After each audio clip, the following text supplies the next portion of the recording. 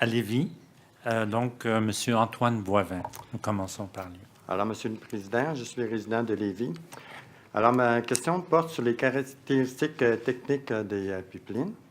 Alors, concernant les embranchements secondaires de l'oléoduc qui permettront l'approvisionnement à la raffinerie de Montréal et à la raffinerie de Lévis, soit environ 8 et 16 km de tuyaux, M. Bergeron a justifié l'utilisation d'un tuyau ayant le même diamètre que celui de l'oléoduc principal, c'est-à-dire 42 pouces, de préférence à un conduit beaucoup plus petit, soit 12, 18 ou 24 pouces de diamètre, par la nécessité d'y tasser, selon son expression, un pétrole dans ces sections afin d'acheminer ou de laisser passer un autre type de pétrole dans l'oléoduc principal. Alors, j'aimerais savoir quel est le volume ainsi entreposé dans chacune de ces deux sections et que représentent ces volumes ainsi entreposés par rapport à la capacité de chaque raffinerie, par rapport à leur entreposage standard, si on veut, actuel, à leur capacité actuelle d'entreposage. Et est-ce que cet entreposage en milieu urbain sera considéré à ce titre comme un entreposage à l'intérieur de ces tuyaux par l'Office national de l'énergie ou par le ministère de l'Environnement du Québec? C'est tout? Oui, c'est tout. Juste 4 questions? C'est seulement cette question-là. Écoutez, je ne pense pas qu'on puisse répondre à toutes les 4 questions. Pardon? Bon, mes collègues me contredisent, mais allez-y, M. Bergeron. Je vais essayer de donner une réponse à 4 questions.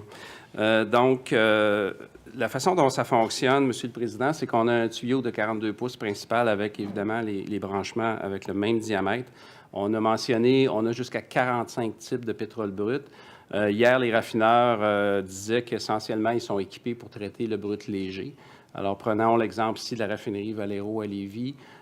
Disons qu'eux, c'est le type de pétrole numéro 1 qui leur convient. Ils font une entente avec un producteur de l'Ouest et ils achètent des lots du type de pétrole numéro 1. La grosseur moyenne d'un lot, c'est 200 000 barils. Donc, les lots qui circulent dans la conduite, comme des pistons, ont un ordre de grandeur de 200 000 barils. Si la raffinerie Valero, pour simplifier l'exercice, ne traite que le type de brut numéro 1, quand le type de brut numéro 1 va arriver à la hauteur de la connexion de la raffinerie de Valero, on pourra acheminer la totalité du 200 000 barils dans les réservoirs de Valero. Et à ce moment-là, on va fermer la vanne après, quand l'autre type de brut va arriver, puis lui va continuer vers le Nouveau-Brunswick.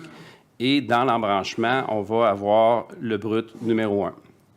Et quand le prochain lot de brut numéro 1 va arriver et que ce sera pour Valero, à ce moment-là, on va pousser ce qui est dans l'embranchement et ça va rester intégralement du brut numéro 1. Il y a un autre scénario où, là, il y aurait 2 ou 3 types de bruts différents et le même phénomène des pistons va continuer à s'appliquer, sauf qu'on veut garder le plus possible le même brut dans la section de 8 km, parce qu'à ce moment-là, si l'écoulement est arrêté, qu'il y a 2 bruits différents, là, il risque d'y avoir un mélange. C'est pas idéal, c'est pas grave, c'est pas dramatique, parce que la raffinerie, de toute façon, mélange les bruts, mais idéalement, on voudrait conserver toujours le même type de brut. Donc, c'est quand même une opération qui est un peu complexe au niveau logistique, parce qu'il faut amener les bons lots aux bons endroits. Il y a toute la question aussi de l'écoulement, puis j'en ai glissé un mot hier. On a différents types de brut avec différentes viscosités, donc ça fait en sorte là, que ça affecte la capacité totale de la conduite. La quantité de brut lourd, ou je dirais la densité moyenne du brut dans la conduite va dicter la capacité de pompage des pompes. Fait que c'est un peu le principe. Je ne sais pas si je réponds totalement à la question, mais c'est un peu le principe. J'ai eu l'impression que M. Boivin avait une petite préoccupation. Il semblait croire que le tuyau latéral là, serait utilisé un peu comme un lieu d'entreposage.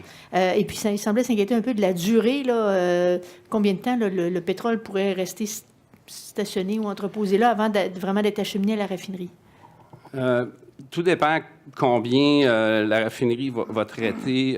Si la grosseur des lots est 200 000 barils et que la raffinerie, par exemple, traitait l'équivalent de 200 000 barils d'énergie par jour. Par jour. Donc, ça voudrait dire, à toute fin pratique, presque à chaque jour, qu'il y aurait un lot qui serait amené à la raffinerie. Alors, ça va varier. Ça peut être quelques jours. Ce ne sera pas des mois ou des semaines. Ça va être quelques jours dans la majorité des cas. Mais ça, il y a toute une séquence, puis ça dépend encore une fois. Nous, on est le transporteur, donc il y a une transaction d'affaires qui se fait entre le producteur et le raffineur. Et nous, dans le fond, on transporte en fonction de la demande. Mais les chiffres que je vous donne, ce sont des ordres de grandeur, ce sont des moyennes.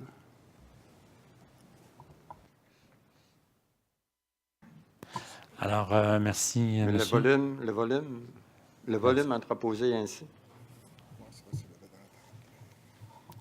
Monsieur Bergeron.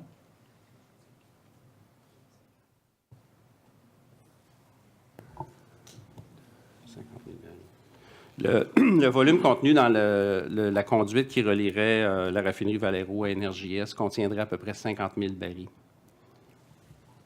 Et Montréal? C'est 100 000 barils, à peu près 2 fois plus. Merci beaucoup. Merci à vous. Donc,